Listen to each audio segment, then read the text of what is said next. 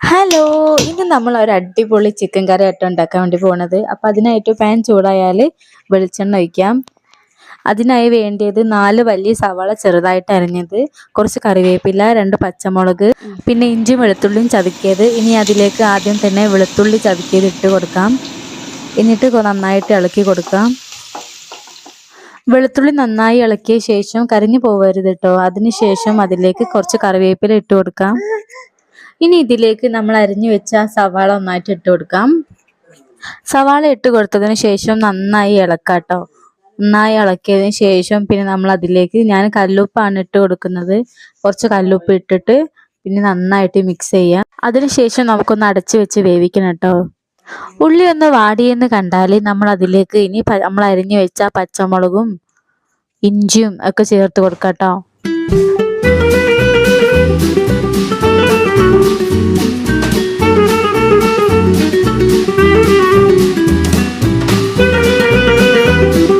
ഇനി നമുക്ക് ഇതിലേക്ക് തക്കാളി ഇട്ട് കൊടുക്കാം. നമ്മൾ ഇതിൽ 4 വലിയ തക്കാളി ആയിട്ട് അരിഞ്ഞെടുത്തത്. തക്കാളി ഇട്ടതിന് ശേഷം നന്നായി ഇളക്കിയിട്ട് ഇനി അത് തക്കാളി വേവാനായിട്ട് നമുക്ക് കുറച്ച് നേരം അടച്ചു വെച്ച് വേവിക്കണേ. ഇത് എല്ലാവരും ട്രൈ ചെയ്ത് നോക്കണം കേട്ടോ. അടിപൊളി ടേസ്റ്റുള്ള ചിക്കൻ കറിയാണ്. ഇനി തക്കാളി വെന്തതിന് ശേഷം ഇനി നമുക്ക് പൊടികൾ ഇടാം. പൊടികളിനായിട്ട് കുറച്ച് മഞ്ഞൾപ്പൊടി, പിന്നെ ചിക്കൻ മസാല കുറച്ച് അധികം ഇടുന്നുണ്ട്. ഇനി ഇതിലേക്ക് മുളക് പൊടി ഇടാം. മുളക് പൊടി നിങ്ങൾക്ക് ആവശ്യമായിട്ടുള്ള എരിവിനനുസരിച്ചിട്ട് ഇട്ടാൽ മതി കേട്ടോ. നമ്മൾ ഇതിൽ 3 സ്പൂണ് മുളക് പൊടി ഇടുന്നുണ്ട്. 1 സ്പൂണ് ഗരം മസാലയും കൂടി ഇട്ട് കൊടുക്കാം. ഇനി ഇതിലേക്ക് മല്ലിപ്പൊടി ഇട്ട് കൊടുക്കാം. മല്ലിപ്പൊടി 1 സ്പൂണൊന്നും വേണ്ട, കുറച്ച് മതി കേട്ടോ. ഇനി ഇത് നന്നായി മിക്സ് ചെയ്യാം കേട്ടോ. വീഡിയോ ആദ്യമായിട്ടാണ് കാണുന്നവരെന്നുണ്ടെങ്കിൽ ഒന്ന് സബ്സ്ക്രൈബ് ചെയ്യണേ.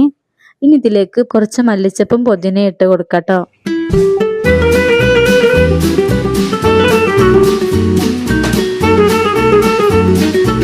ഇനി ഇതിലേക്ക് നന്നായി കഴുകി വൃത്തിയാക്കി ചിക്കൻ ഓരോന്നോരോന്നായി ഇട്ട് കൊടുക്കാം കേട്ടോ. ചിക്കൻ ഇട്ട് കൊടുത്തതിന് ശേഷം അത് നന്നായി മിക്സ് ചെയ്യാം. ഇനി ഇതിലേക്ക് നിങ്ങൾക്ക് ആവശ്യമുള്ളത്ര വെള്ളം ഒഴിച്ചു കൊടുക്കാം.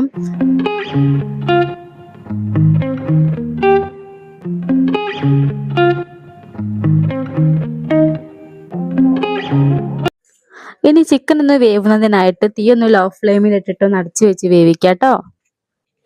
അങ്ങനെ തുറന്ന് നോക്കിയപ്പോൾ ചിക്കനൊക്കെ നന്നായിട്ട് വെന്തിട്ടുണ്ട് കേട്ടോ. നല്ല സ്മെല്ലും ഉണ്ട്. അപ്പോൾ ഇത്രയേ ഉള്ളൂ. നല്ല അടിപൊളി ടേസ്റ്റുള്ള ചിക്കൻ കറി ഇവിടെ റെഡി ആയിട്ടുണ്ട്. അപ്പോൾ ഇത്രയേ ഉള്ളൂ. അപ്പോൾ വീഡിയോ ഇഷ്ടപ്പെട്ടാൽ ലൈക്ക് ചെയ്യുക, ഷെയർ ചെയ്യുക, സബ്സ്ക്രൈബ് ചെയ്യുക. Thank you.